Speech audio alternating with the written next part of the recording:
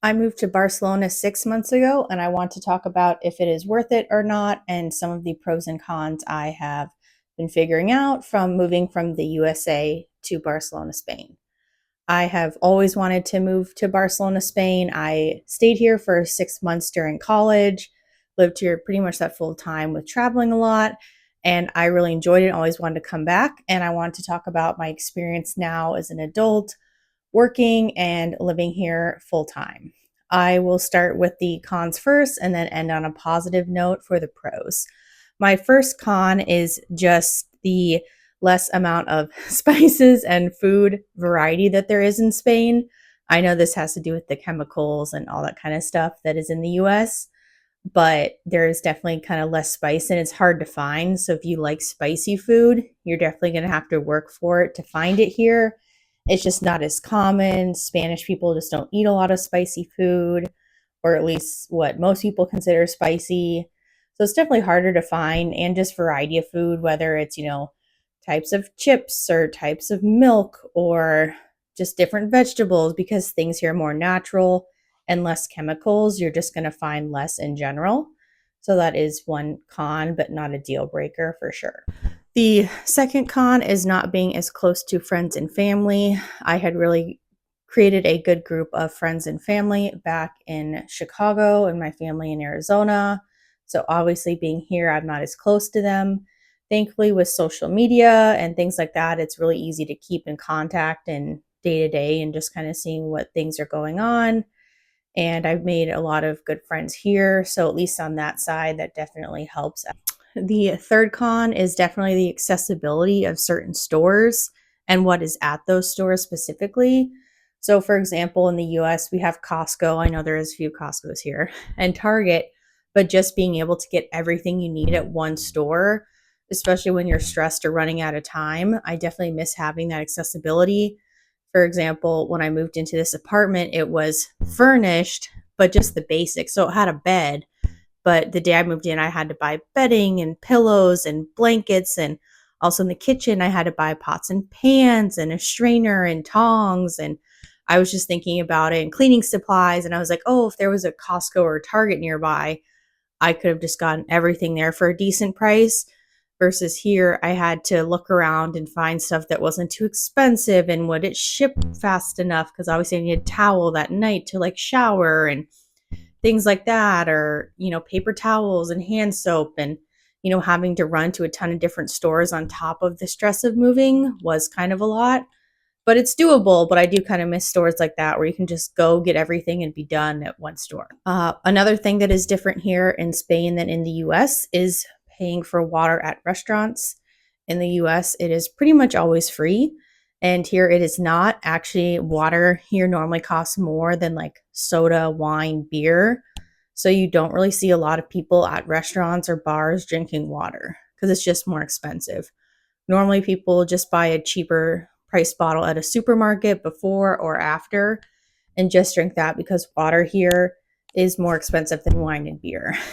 Lastly, is just delivery, kind of like food and Amazon. They have both here, services for food delivery and Amazon, but Amazon here does not have as many options as in the US, so you're kind of more limited there. And food delivery, they have Glovo and Uber Eats, but it's not really used quite as common, and it's not quite as easy or accessible as the different apps or as fast as before.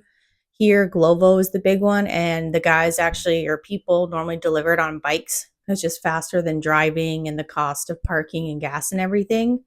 So they have it, but it's just not quite as accessible, or like grocery shopping on the apps, like an Instacart or a GoPuff in the US isn't really a thing here. So you definitely don't have those conveniences as well. These were kind of the only cons I had thought of. None of them are deal breakers for me. I know for some people it's definitely a different way of life and a change. So you're somebody who really values any of those things or can't not let go of them, then it probably Europe in general wouldn't be a place for you to live. Next, I will go on to the pros list. First, of course, is the lifestyle. That's what really drew me here in the first place. I like more of the work-life balance and just having more of a life in general, not being so tired all the time. I know I talked about this in a previous video as well, but it really is a big difference. People aren't as stressed, so you're able to go out and do more things on a day-to-day basis. You can go and have dinner with your friends. You can take a lunch break for 2 hours and go for a walk and, get moving a little bit and then go back to work for a little bit longer. It's just very different. It's more relaxed. And I like that. People work and then you enjoy your time off as well, because work is just not the center of our lives like it is in the US. Kind of related to lifestyle, but it's just the social aspect of it. You can see your friends more often or other people. You can socialize with people in different groups, whether it's workout groups or social work friends or just other friends you made in general. People are just easily accessible. Like we've planned group dinners in a day or two or the same day, and it happens. Versus in the US, if you want to do something like that, you have to schedule like 6 weeks out, because I think a large part of it is people are stressed from work and they're just tired and they don't want to go out. And I definitely understood that and had that in the past. So having that here is very different as well. Pro is definitely the affordability of things, whether it's rent, which is going up here, but still you can find a lot more affordable options that are nice. But rent, food, even public transportation, and even in Chicago, for example, a monthly pass was $125, and here an unlimited monthly pass is $21.50. So even that aspect of it is very different. Food is a lot cheaper at the grocery stores. We don't have an egg shortage here, thankfully, so prices are normal. But the grocery store food is a lot cheaper in general. Restaurants are a lot cheaper because the tax is built into the price. So whatever you're paying for the food, you just pay for it. There's no tip or anything. A coffee, at the one of the chains here, like Bavaria or 365, is about €1.65. So it's not like $6 or $7 like it is in the US. Although there are some specialty places here now that are more expensive for sure. Third pro is definitely the diversity of people who live here, from an aspect of international people. Yeah, I met some international friends and people in the US, but it's just not as common, or people just come for school and leave. Here you have people from a ton of different countries, a ton of different ways of life, a ton of different languages, and people really know a lot more. They know more about other cultures and other languages, and not everyone just expects everyone to speak English in a sense. So it's really nice to kind of meet people from different cultures and ways of life than just the more American way of life. Next is definitely the awareness of things around the world. I feel like in the US, you're so centered on what's going on in the US and that's it. Besides, like the big wars or something going on. But, people are aware of what elections are going on in other countries and other things going on around the world and different economics and politics of everything. Like people here are aware what's going on in the US, but they're not surrounded by it, and they're not just surrounded by their country. So here in Spain, people know about big elections going on in other parts of Europe and other parts of South America, over in Asia, versus in the US, you're just so insulated to just you and yourself. And once you get out of that bubble, you can really see a big difference as well. Another thing is the weather. No place is perfect weather for sure, but it's kind of sunny here more time, and I feel like people are just happier in sunnier places. And people don't complain about the weather as much. I feel like in Chicago, especially compared to Arizona, people would just complain all the time, whether it's like, oh, it's so cold all winter.